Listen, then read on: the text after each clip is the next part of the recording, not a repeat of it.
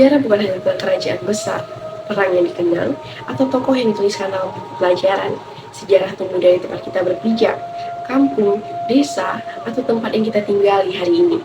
Nah, kali ini aku Isman dan Dina Ramadhani akan ngasih tahu kalian tentang sejarah yang ada di daerah aku, Menumbai Sialang. Di pedalaman Riau, jauh dari hiruk pikuk kota, tepatnya di Bandar Petalangan, Kabupaten Pelalawan. Hutan bukan hanya sekedar bentangan pepohonan, tetapi hutan adalah ibu, tempat manusia berbagi dan belajar. Di sinilah berlangsung sebuah tradisi tua, menumbai sialan, proses pengambilan madu lebah dari pohon sialan. Nah, bukan dengan paksaan ataupun kekerasan, namun dengan doa, sopan santun, dan rasa hormat kepada alam.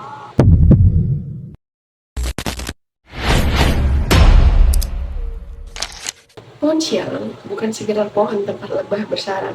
Ia dianggap raja kayu, tempat tinggal bagi lebah dan penjaga tak kasat mata. Oleh karena itu, proses menumbai tidak dilakukan sembarangan. Orang yang mengambil madu harus bermental bersih, niat baik, dan tahu tata adat.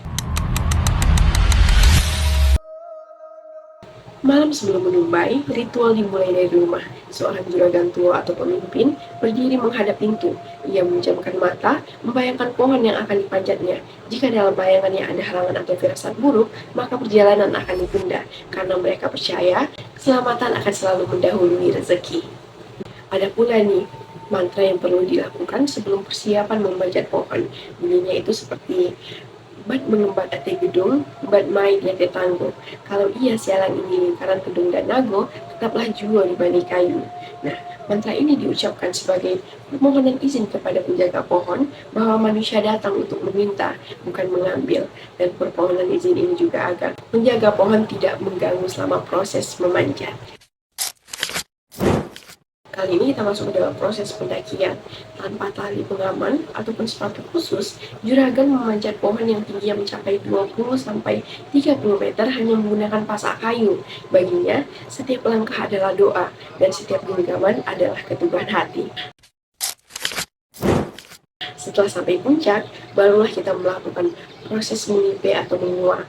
Dalam menumbai sialang, lebah tidak diusir menggunakan api ataupun asap yang menyakiti mereka. Lebah dibuai, dilunakkan menggunakan tunam sikat sabut kering yang menenangkan mereka.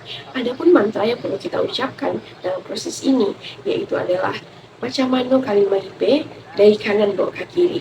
Nah, proses mengipe menyimbolkan kerjasama, bahwa setiap pekerjaan berat akan terasa ringan jika dilakukan bersama-sama. Nah, setelah proses mengipe, barulah madu bisa diambil. Dan ada fakta menarik nih, bahwasanya potongan sarang madu pertama tidak pernah mereka bawa pulang.